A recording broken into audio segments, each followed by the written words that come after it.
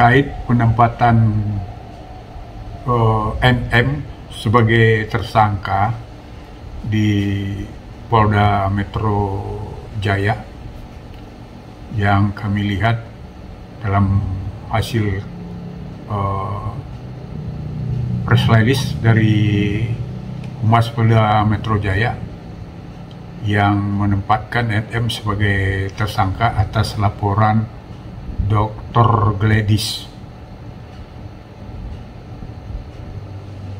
Menurut pendapat kami, polisi dalam menempatkan tersangka seseorang itu kan pertama mereka melakukan sesuai dengan peraturan Kapolri, sesuai juga dengan KUHP. Ya, mereka harus melakukan semacam dimulai dengan pertama ya menerima laporan dari pelapor, kemudian memeriksa pelapor,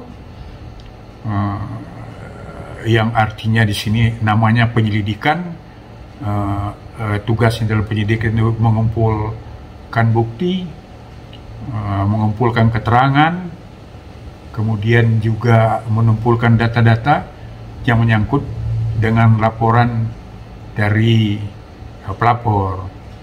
Termasuk juga di situ ada juga mereka melakukan semacam klarifikasi, undang klarifikasi atau panggilan klarifikasi kepada terlapor.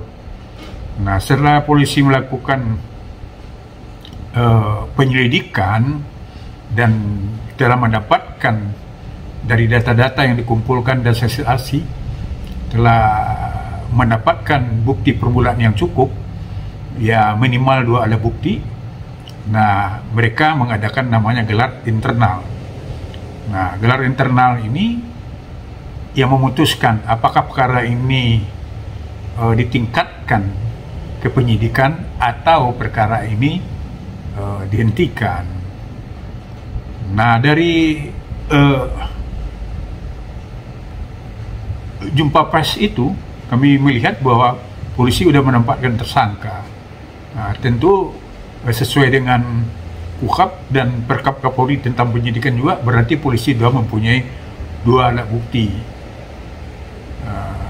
bukti permulaan yang sudah mereka pegang. Nah, otomatis itulah NM jadi TSK. Nah, kemudian dalam proses tersebut tentu ya setelah saksi-saksi di dalam penyidikan dan alat bukti yang didapatkan oleh penyidik, nah terakhir tentu akan melakukan pemanggilan kepada tersangka. Nah, karena statusnya udah masuk dalam rangka penyidikan, nah pemanggilan tersangka ini kan tidak seperti klarifikasi, tidak seperti waktu penyelidikan.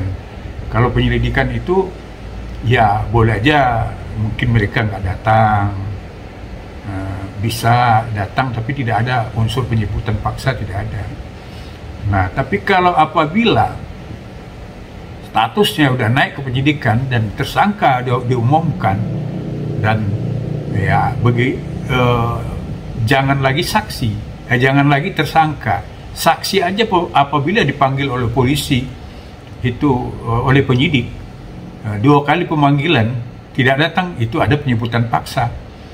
Nah, kalau namanya untuk tersangka, apabila dia status sebagai tersangka dipanggil oleh penyidik 2 kali pemanggilan, nah sebenarnya kalau penyidik itu bukan lagi penjemputan paksa, bisa saja melakukan penangkapan.